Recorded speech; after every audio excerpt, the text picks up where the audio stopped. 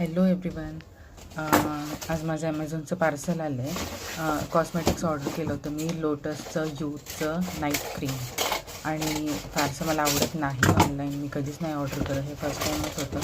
शॉपला व्हिजिट करूनच मी शॉपिंग करायला मला आवडतं. पण ठीक आहे, मला वेळ पण नव्हता जायला आणि ऑफर होती याच्यावर, म्हणून मी ट्राय केलं, घेऊन बघूया म्हणलं.